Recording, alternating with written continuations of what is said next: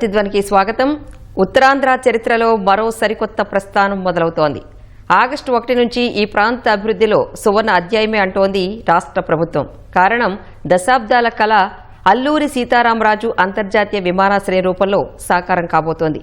కేవలం విమానాల రాకపోకలే కాదు, ఉత్తరాంధ్ర అభివృద్ధికి ఇదొక మణిహారమని స్వయాన ముఖ్యమంత్రి చంద్రబాబు చెబుతున్నారు. 1,20,00,000 మంది ప్రయాణ సామర్థ్యంతో మొదలై భవిష్యత్తులో 4 కోట్ల మందికి చేరుకునే ఈ మెగా ప్రాజెక్ట్ ఏపీ ఆర్థిక వ్యవస్థకు ఒక గేమ్ చేంజర్ అంటున్నారు పరిశ్రమ వర్గాలు. విశాఖను $120 బిలియన్ ఆర్థిక శక్తిగా మార్చాలన్న కూటమి ప్రభుత్వం లక్ష్యానికి ఈ ఎయిర్పోర్ట్ మొదటి అడుగుగా చెబుతున్నారు. మరి ఈ నేపథ్యంలో భోగాపురం ఎయిర్పోర్ట్ ఈ ప్రాంతానికి తెచ్చే కాంతులు, ఉద్యోగ, ఉపాధి, అభివృద్ధి అవకాశాల మాట ఏంటి అనేది ఈ రోజు ప్రతిధ్వనిలో చర్చిద్దాం. చర్చలో పాల్గొంటున్న వారు కలిసిట్టి అప్పలనాయుడు గారు, విజయనగరం లోక్సభ సభ్యులు, అండ్ ఓ నరేష్ గారు, ఏపీ విమాన ప్రయాణికుల సంఘం అధ్యక్షులు. అప్పలనాయుడు గారు, నరేష్ గారు, నమస్తే అండి. నమస్కారం అండి. ఎంపీ గారు, మీతో స్టార్ట్ చేద్దాం. నమస్కారం అండి. భోగాపురం విమానాశ్రయం కేవలం రవాణా సదుపాయమే కాదు, ఉత్తరాంధ్ర గేమ్ చేంజర్ అంటోంది రాష్ట్ర ప్రభుత్వం. మరి స్థానిక ఎంపీగా ఈ విషయంలో మీ స్పందన ఏంటండి?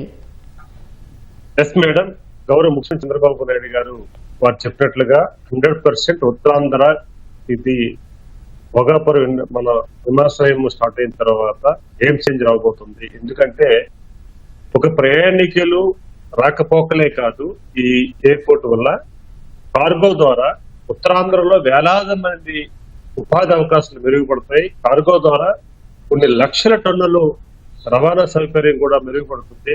ముఖ్యంగా ఉత్తరాంధ్రలో వ్యవసాయ పంటలు కానీ, గిరిజనులు ఉత్పత్తి చేసే పంటలు కానీ, మత్స్య సంపద కానీ, ఈ 3 కూడా ప్రధానంగా దేశ విదేశాలు కూడా మనం కొన్ని కోట్లాది రూపాయలు కనుమరాబోతుంది.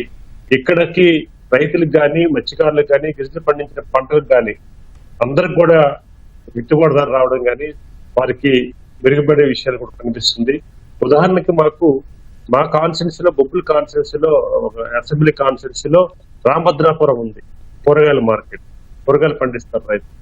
ఇప్పటికే అది దేశాలకి మన రాష్ట్రంలో పంపించే అవకాశాలు చాలా ఎక్కువ, రవాణా సౌకర్యం లేక ఇబ్బంది పడుతున్నారు. ఇప్పుడు అదే కార్గో ద్వారా మన ఎయిర్పోర్ట్ వల్ల విదేశాలు కూడా మనం మంచి కూరగాయలు, మనకు రైతు పండించే పంటలు కూడా మనం పంపిస్తున్నాం.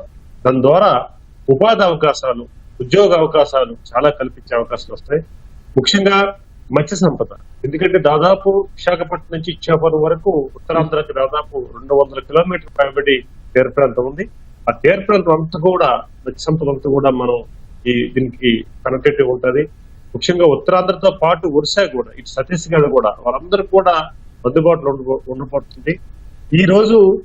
ఆ రోజు ముఖ్యమంత్రి గారు ఆలోచన సరళిని కూడా ఒకసారి మనం విశ్లేషణ చేసుకుంటే, ఉత్తరాంధ్రలో భోగాపురం ఎందుకు ఎంపిక చేసుకున్నారంటే, ఈ 3 జిల్లాలతో పాటు పక్క రాష్ట్రమైన మనకి ఛత్తీస్గఢ్ కానీ, ఒరిస్సా కానీ వచ్చే ప్రయాణికులు కానీ, అక్కడ పండే ఉత్పత్తులు కానీ మనకి కార్గో ద్వారా చాలా మనం సప్లై చేయించుకోవచ్చు. దాని ద్వారా మనకి ఉపాధి అవకాశాలు మెరుగుపడతాయి. ముఖ్యంగా ఏంటంటే చాలా పీస్ఫుల్ ఏరియా. దాంతో ఈ రోజు పారిశ్రామికవేత్తలు కూడా చాలా మంది వచ్చి ఈరోజు ఆసక్తి చూపిస్తున్నారు. ఎందుకంటే గతంలో విశాఖ నగరం కానీ, విశాఖపట్నం కానీ, శ్రీకాకుళం కానీ, ఈ 3 నగరాలు కూడా మనకి 3 పట్టణాలు మహానగరం రాబోతున్నాయి. మనం ఒకప్పుడు శంషాబాద్ ఎయిర్పోర్ట్ ని ఎట్లాగైతే చూసి వెళ్ళిందో, ఇప్పుడు అలాగే డెవలప్ అయిందో, ఖచ్చితంగా అది కూడా రాబోతుంది. ఈ రోజు అద్భుతంగా ఈ రోజు మంచి అవకాశంగా మారుతుందో. ఒక ఎయిర్పోర్ట్ అంటే ఒక ప్రయాణికులకి రాకపోకలే కాదు, ముఖ్యమంత్రి గారు ఆలోచన తగ్గట్టుగా ముందుకెళ్తున్నామని ఈ సందర్భంగా మేము తెలియజేసుకుంటున్నాం. ఇప్పటికే చాలా మంది అన్ని రంగాల్లో కూడా ముందుకు వస్తున్నారు. ఇండస్ట్రీలు వస్తున్నాయి, విద్యావేత్తలు వచ్చి ఇండస్ట్రీ మన విద్యా వ్యవస్థలో కూడా ఏర్పాటు చేస్తున్నారు. అదే సమయంలో చాలా మంది హోటల్స్ క్రియేట్ పెడుతున్నారు. చాలా మంది కూడా ఇప్పటికే స్టార్ట్ అయ్యింది, గత 1 year నుంచి స్టార్ట్ అయ్యింది. ఇంక రేపు ఆగస్ట్ 1 నుంచి కూడా ఇది ముందుకెళ్తుందని మీ ద్వారా తెలియజేసుకుంటాం. Right sir. నరేష్ గారు, విమానయానం అభివృద్ధి, ప్రయాణికుల సౌకర్యాల పరంగా చూస్తే ప్రస్తుతం ఉన్న విశాఖ ఎయిర్పోర్ట్ స్థానంలో ఈ భోగాపురం అనేది అసలు ఎలాంటి ప్రత్యేకతలను అందించనుందంటారు? ఇట్స్ డెఫినెట్లీ ఇందాక అప్పలనాయుడు గారు అంటే ఇట్స్ ఎ గేమ్ చేంజర్ అండి. అంటే ఇనీషియల్గా వెళ్తాకి జనాలకు కొంచెం రెసిస్టెన్స్ ఉంది, ఎందుకంటే ఇక్కడ 6 గంటలు వెళ్ళిపోతున్నప్పుడు గంట పడుతుంది, 2 hours పడుతుంది అని బాధ తప్ప, for the future it's definitely big game changer. ఎందుకంటే ఆయన అన్నట్టు విశాఖపట్నం సిటీ ఒకటే కాకుండా చంద్రబాబు నాయుడు గారు ఏమంటారంటే ఇప్పుడు విశాఖపట్నం ఎకనామిక్ రీజియన్ అంటారండి. So this area is called as A Visakhapatnam economic region. దీని జీడిపి ఈస్ $50 billion అండి. అంటే విశాఖపట్నం, విజయనగరం, శ్రీకాకుళం, కొంచెం ఈస్ట్ గోదావరి వరకు ప్లస్ అరకు పడేరు కలిపి. సో ఇది $50 billion నుంచి 2047కి $900 billion తీసుకెళ్తా ఉంటారండి. అంటే ఇక్కడ నుంచి 18 రెట్లు పెంచుతూ ఉంటారండి. So if the entire area has to be integrated, already Vizag నుంచి ఛత్తీస్గఢ్, ఒరిస్సా గారు హైవే వేసి they are cutting down travel time by 6 hours అండి. ఇప్పుడు శ్రీకాకుళంలో దీని తర్వాత భోగాపురం ఎయిర్పోర్ట్ తర్వాత next inauguration is Molpatnam port అండి. So the area between Molpatnam port and the Bhogapuram airport can be a big game changer for logistics parks, free trade zones. దుబాయ్లో ఉన్నాయండి అలా ఫ్రీ ట్రేడ్ జోన్స్, ఏదైనా ఇంపోర్ట్ చేసి ఐదర్ పోర్ట్కి కానీ ఎయిర్పోర్ట్కి కానీ in the bit. So in that way definitely మీరు అన్నట్టు విశాఖపట్నానికి ఈ భోగాపురం ఎయిర్పోర్ట్ కంపేర్ చేస్తే విశాఖపట్నం ఎయిర్పోర్ట్ మీకు ఎగ్జాంపుల్ చెప్తాను, అందరికి తెరవలసింది. 5 years బ్యాక్ రోజుకి 90 ఫ్లైట్లు ఉండేయండి, ఇప్పుడు 60కి వచ్చేసినాయి. దేనివల్ల? నేవీ రెస్ట్రిక్షన్స్ వల్ల. మన విశాఖపట్నం నేవీ మనం కలిసి ఉండటం వల్ల అనేక సార్లు ఇక్కడ స్థానిక ఎంపీలతో, 4 ఎంపీలతో ఇక్కడ ఫైట్ చేసాం. సీఎం గారు కూడా హెల్ప్ చేశారు. కానీ నేవీ ఆల్వేస్ రెస్ట్రిక్షన్స్ పెడుతుంది. తర్వాత ఒకటే రన్వే అండి, ఇక్కడ కూడా ఒకటే రన్వే. కానీ మన విశాఖపట్నంలో రెండో సైడ్ ఆ హిల్, నర్వా హిల్ ఉండటం వల్ల అక్కడి నుంచి అప్రోచ్ ల్యాండింగ్ ఉండదు, ఓన్లీ వన్ సైడే ఇది ఉంటుందండి అప్రోచ్. సో ఇలాంటి వేరియస్ నేవీ రెస్ట్రిక్షన్స్ వల్ల, take off and landing restrictions వల్ల మన ఎయిర్ ట్రావెల్ తగ్గిపోయిందండి. So Visakhapatnam airport is only 3 million passengers, అంటే 30 లక్షలు అండి. నెలకి 2,50,000 ప్యాసింజర్లు, సంవత్సరానికి 30 లక్షల ప్యాసింజర్లు. ఈ పాటికి అట్లీస్ట్ 1 కోటి ఉండవలసిందండి, జస్ట్ బికాస్ ఆఫ్ దాని మీద ఫోకస్ లేక. తర్వాత డిఫరెన్స్ ఏమంటున్నారంటే అది కొంచెం అవుట్డేటెడ్ ఎయిర్పోర్ట్, ఇది బ్రాండ్ న్యూ ఎయిర్పోర్ట్. అది మాక్సిమం ఖర్చు పెట్టుంటే దానికి 400-500 కోట్లు ఖర్చు పెట్టి ఉంటారండి, ఇది 5,000 కోట్లు ఖర్చు పెట్టారండి. So they have spend 10 times more than the Visakhapatnam airport. 5,000 crores అంటే మరి obviously it will be very lavish కదండి. This airport look and feel will be very very lavish. And Visakhapatnam ఎయిర్పోర్ట్లో ఇంకోటి ఏంటంటే కార్గో అనేది ఇప్పుడు ఆశ్చర్యకరం ఏంటంటే ఏ ఎయిర్పోర్ట్ ఇన్ విశాఖపట్నంలో కూడా, విశాఖపట్నం కన్నా ఆంధ్రప్రదేశ్లో కూడా కార్గో అసలు ఎక్స్పోర్ట్ అవ్వట్లేదండి. అన్నీ కూడా హైదరాబాద్ ఎయిర్పోర్ట్కి కానీ, చెన్నై ఎయిర్పోర్ట్కి కానీ, బెంగళూరు ఎయిర్పోర్ట్ బై రోడ్ వెళ్తున్నాయండి. Weekly 200-300 trucks of cargo for export to middle east or Singapore. మనకు ఫ్లైట్స్ ఉన్నప్పటికీ కూడా ఇక్కడ కార్గో ఫెసిలిటీ లేక జరగట్లేదు. ఇప్పుడు జిఎంఆర్ ఎయిర్పోర్ట్ వచ్చిన తర్వాత the biggest beneficiary will be cargo అండి. ఇప్పుడు టెక్స్టైల్స్ ఉందనుకోండి, దేశ హ్యూజ్ టెక్స్టైల్ పార్క్, బ్రాండిక్స్ అని 25,000 మంది అమ్మాయిలు పనిచేస్తారు. Their cargo goes to Sri Lanka. ప్రస్తుతం it is not going out of airport. అలాగే ఫార్మా 150 ఫార్మా కంపెనీస్ ఉన్నాయండి. వీళ్ళందరూ కూడా బై రోడ్ వెళ్తాను. ఇవాళకి కూడా even today as we speak today their cargo is going by road to Hyderabad and Chennai అండి. సో వన్స్ దిస్ జిఎంఆర్ఓలు మనం ఇంకా చూడలేదండి వాళ్ళ cargo facilities multiple temperature control, అంటే క్యాన్సర్ డ్రగ్స్ కానీ, మెడిసిన్కి కానీ, షింప్కి కానీ, ఫుడ్ ప్రాసెసింగ్ కానీ, ఒక్కొక్కటి డిఫరెంట్ అంటే ఒక వైజాగ్లో ఒకే ఒక చిన్న స్మాల్ టెంపరేచర్ కంట్రోల్ ఉండేది. అలా కాకుండా మీరు అహ్మదాబాద్లో వచ్చారండి 10-20 కార్గో రూమ్స్ ఉంటాయండి, ఈచ్ విత్ డిఫరెంట్ మెడిసిన్స్ కోటి, ఫిష్ కోటి, వెజిటబుల్స్ అండ్ ఫ్రూట్స్ కోటి, సీ ఫుడ్ కోటి, అలాగే ఫార్మా కోటి, మిగతా ఇంజనీరింగ్ గూడ్స్ కోటి. మన డైమండ్ ఉంది, diamonds are being manufactured in VSEZ. So diamond ఎక్స్పోర్ట్కి సో ఇన్ని cargo zones, multiple machines to handle them, ఇవన్నీ కూడా విశాఖపట్నం ఎయిర్పోర్ట్లో, కానీ ఆంధ్రప్రదేశ్లో ఏ ఎయిర్పోర్ట్లోనే లేవండి. We're hoping that GMR airport will bring this. So this will be a big boost for both ease of doing business and speed of doing business and reducing the cost and time అండి. ఇవన్నీ కూడా ఇంకో ఊరు పంపించి అక్కడి నుంచి export చేయాలంటే it's customs clearance ఇవన్నీ. ఇప్పుడు ఇక్కడ ఇంటర్నేషనల్ ఎయిర్పోర్ట్ ఉంటుంది కాబట్టి for passengers from Srikakulam, Vizianagaram, Orissa the connectivity will improve. ఇప్పుడు వరకు Visakhapatnam only Singapore flight is there. But GMR if they start bringing in, ఇంతకుముందు శ్రీలంకకు ఉండేదండి, థాయిలాండ్కి ఉండేది, బ్యాంకాక్ ఉండేది, మలేషియా ఉండేది, మనం దుబాయ్. సో ఇవన్నీ కూడా more than 5 to 6 international connections 2 to 3 months లో భోగాపురం నుంచి వచ్చే ఛాన్స్ ఉందండి. ఇంక్లూడింగ్ డొమెస్టిక్ ఫ్లైట్స్ కూడా పాత 90 ఫ్లైట్స్కి వెళ్ళే అవకాశం ఉందండి. So on the domestic side, on the international side, on the cargo side, on the passenger revenue side, ఇవన్నీ కూడా you will see a huge improvement అండి. షూర్. ఎంపీ గారు, ఇప్పుడు విమానాశ్రయం వస్తే విమానాలు వస్తాయి, వెళ్తాయి, స్థానికంగా అభివృద్ధి ఎలా వస్తుందన్నది చాలా మంది ప్రశ్న. అయితే ఈ విషయంలో అసలు కేంద్ర రాష్ట్ర ప్రభుత్వాల ప్రణాళికలు ఏంటండి? ఈరోజు గౌరవ ముఖ్యమంత్రి చంద్రబాబు నాయుడు గారు చాలా విజనరీతో ఈరోజు భోగాపురం ఎయిర్పోర్ట్, ఇంటర్నేషనల్ ఎయిర్పోర్ట్ ని ఈరోజు ఉపాధి అవకాశాలు ఎలా మెరుగుపరచాలి, ఇండస్ట్రీని ఎక్కడ తీసుకురావాలి, ఒక ఎజెండాతో వారు ముందుకెళ్ళడం జరుగుతుందండి. ఆల్రెడీ దీనికి సంబంధించి 1 year నుంచే అన్ని కూడా ప్రణాళిక సిద్ధం చేశారు. ఎందుకంటే ఇప్పుడు మనం ఎంఆర్ఓ కానీ లేకపోతే ఎయిర్ సిటీ సంబంధించిన ఇండస్ట్రీ పెట్టడం వల్ల, ఏదైతే సంస్థ పెట్టడం వల్ల చాలా మందికి పిల్లలకి మనకి ఎడ్యుకేషన్ ఇవ్వడానికి ఒక ఆలోచనతో గౌరవ గోవా గవర్నర్ గారు అశోక్ గెహ్లోట్ గారు వారు భూమి కూడా అడగడం జరిగింది. వెంటనే వారు రాసేయడం జరిగింది. దాంట్లో భాగంగా కూడా అంటే ఇదే కాదండి, ఇప్పుడు ఈ భోగాపురం ఎయిర్పోర్ట్ అనేది గతంలో చెప్పినట్లుగా ఏదో ప్రయాణికులు వచ్చిపోయేది కాకుండా దానికి ఆల్టర్నేటివ్ కూడా దానికి అనుబంధమైన సంస్థలు కూడా ఏర్పాటు చేయడానికి సిద్ధమయ్యారు. దానికి ప్రధానమంత్రి నరేంద్ర మోదీ గారు కూడా ఆమోదం తెలపడం జరిగింది. వారు కూడా వారు గతంలో కూడా రివ్యూ చేసినప్పుడు కూడా ముఖ్యమంత్రి గారు మా ఎంపీలందరూ తీసుకెళ్లేటప్పుడు కూడా చెప్పడం జరిగింది. ఎందుకంటే లాస్ట్ టైం మనం ప్రభుత్వం ఏర్పాటైన తర్వాత ఎంపీలను కలిసి తీసుకెళ్లేటప్పుడు కూడా ఈ భోగాపురం ఎయిర్పోర్ట్ ని భవిష్యత్తులో ఎట్లాగా తీర్చిదిద్దాలి, దీనికి ఎట్లా సహకరించాలి, దీనికి అనుబంధమైన సంస్థలు ఏరు తీసుకురావాలి, దానికి ఎట్లా కేంద్రం సహకారం కావాలో వారు ఒక ప్రెజెంటేషన్ చేయడం జరిగింది.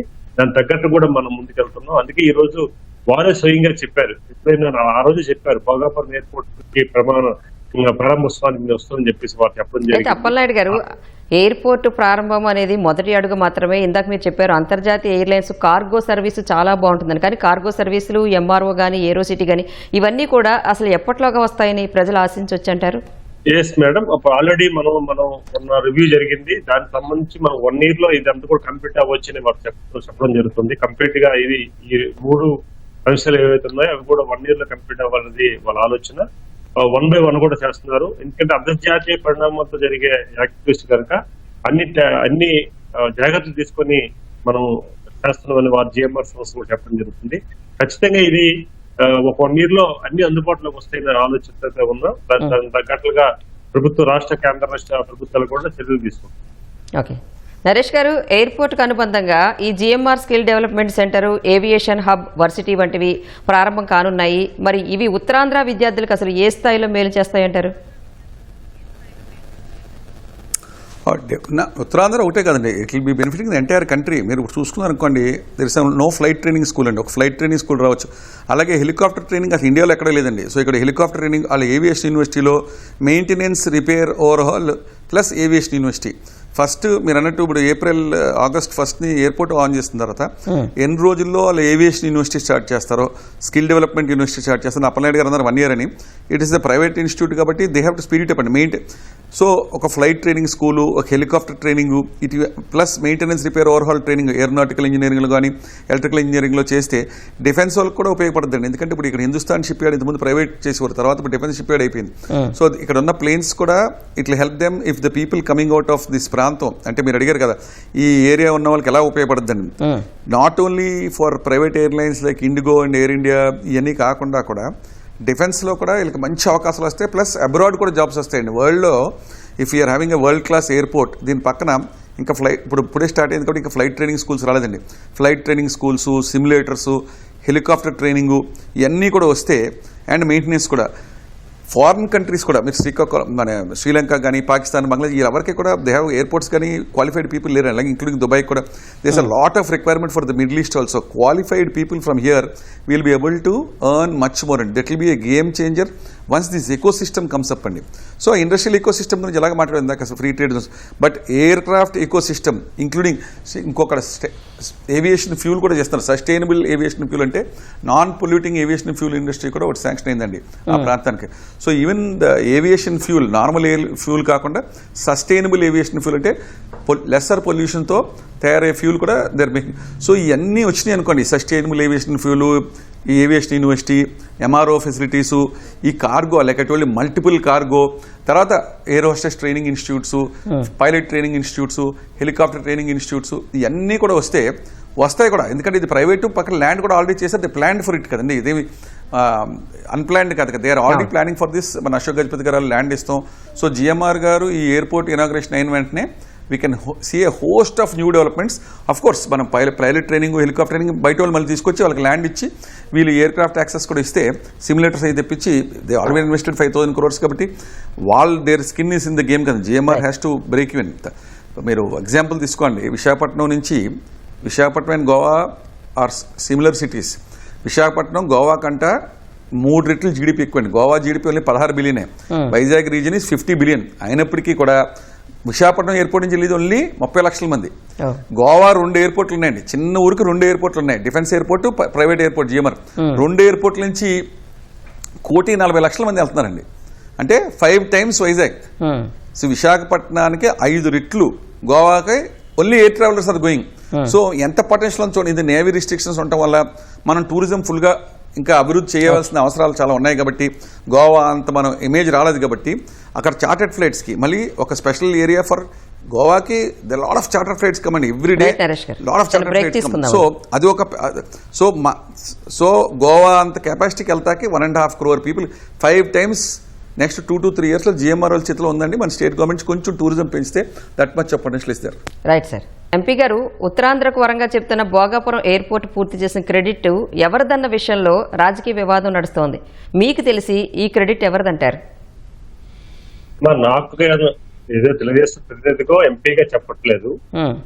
ఉత్తరాంధ్రలో ప్రతి ప్రజానీకానికి కూడా తెలిసిన విషయం ఏంటంటే, అక్కడ భూములు ఇచ్చిన రైతులకు కూడా తెలిసిన విషయం ఏంటంటే, జగన్మోహన్ రెడ్డి ప్రతిపక్ష నాయకుడిగా వచ్చి వారు స్వయంగా చెప్పిన మాటలు వీడియోస్ కూడా ఉన్నాయి. అప్పుడు పత్రికలో వచ్చిన ప్రకటనలు ఉన్నాయి, వీడియో క్లిప్పింగ్స్ కూడా ఉన్నాయి.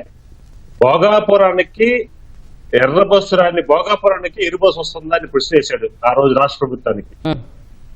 అలాంటి వ్యక్తి ఈ రోజు క్రెడిట్ కోసం మాట్లాడుతున్నాడు. అంటే నేను మాట్లాడుతున్న విషయం ఏంటంటే, ఉత్తరాంధ్ర ప్రజానీకాన్ని, గ్రామీణ ప్రాంతమైన భోగాపురాన్ని ఆయన అవమానం చేశారు ప్రజల్ని. ఈ రోజు ఆయన మాట్లాడిన తీరు ఆ రోజు స్పష్టంగా చెప్పారు. ఎంత దారుణం అంటే, ఆ ప్రాంతానికి వచ్చి భూములు ఇచ్చిన రైతులకు చెప్పి హామీ ఇచ్చాడు, నేను అధికారులకు వస్తే తిరిగిచ్చిన భూములను కూడా మీకు వెనక్కిస్తాం, ఎవరైతే భూముల్ని సేకరిస్తున్న నాయకులు ఎవరైతే ఉన్నారో అటువంటి దాడులు చేయమన్నాడు బహిరంగ సభలో. మా నాయకుల మీద ఒకప్పుడు ఎంపీపీగా ఉన్నాడు బంగారాజు, ఆయన ఇంటి మీద కూడా దాడి చేయడం జరిగింది. మా నాయకుల ఇంటి మీద దాడి చేయడం జరిగింది. చాలా మంది రైతులు రెచ్చగొట్టారు. చాలా ఇబ్బందికరమైన చర్యలు కూడా వచ్చాయి. ఎంత దారుణం అంటే, అక్కడున్న కొంతమంది వైసీపీ నాయకులతో కూడా ఆ రోజు ధర్నాలు చేసి ఆ రైతులు మభ్యపెట్టే విధంగా చేశారు. ఇప్పుడు అదే మనిషి మాట్లాడుతుంటే ప్రజలకి ఈ రోజు నేను చెప్పడం కాదు, ఏదో మెంబర్ ఆఫ్ పార్లమెంట్ కి నేను చెప్పేది కాదు, ఉత్తరాంధ్ర వాసిగా చెప్తున్నాను. పబ్లిక్ కూడా చర్చించుకుంటున్నారు. అదే ఆ రోజు అవమానం చేశాడు, భోగాపురానికి ఎర్ర బస్సు రాదు ఎయిర్ బస్సు ఎందుకు వస్తుందని ప్రశ్న చేశాడు, ఆ రోజు ఏలం చేశాడు. అలాంటి వ్యక్తి ఈ రోజు మాట్లాడుతున్నాడంటే ప్రజలందరూ తెలుస్తుందమ్మా. ఈ రోజు చంద్రబాబు నాయుడు గారు విజనరీ, ఆలోచన, ఈ రోజు చంద్రబాబు నాయుడు గారు దూరదృష్టి నిదర్శనమైనది ఇదే కనిపిస్తుంది. ఎందుకంటే చాలా మంది యువకులు చెప్పారు. అయితే క్రెడిట్ తీసుకునే పరిస్థితి చంద్రబాబు నాయుడు గారు కానీ పార్టీ కానీ ఎన్డీఏ కూటమి లేదు.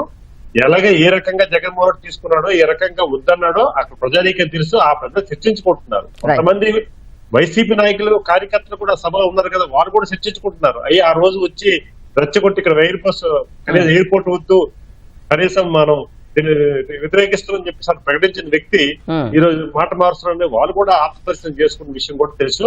కొంతమంది ఆ సభలో పక్కనే కూర్చున్నారు, ఎదురుగా కూర్చున్న కార్యకర్తలు ఉన్నారు, ప్రజలు ఉన్నారు. సో అందుకే ఈ రోజు క్రెడిట్ అనేది చంద్రబాబు నాయుడు గారికి వస్తుంది. చంద్రబాబు నాయుడు ఆలోచనకి ఇది 100% చంద్రబాబు నాయుడు గారి ఆలోచనకి ఒక నిర్వచనం ఇది. ఎందుకంటే వారి విజనరీ ఆలోచన నిర్వచనది. ఆ రోజు గవర్నర్ గారు అశోక్ గెహ్లోట్ గారు కేంద్ర విమాన శాఖ మంత్రి ఉన్నారు.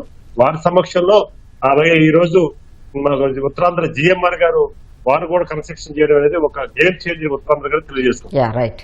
నరేష్ గారు, ఎయిర్పోర్ట్ ప్రభావంతో అటు డెంకాడ, తగరపు వలస వంటి ప్రాంతాల్లో ఇప్పటికే రియల్ ఎస్టేట్ భూమి కనిపిస్తోందని అంటున్నారు.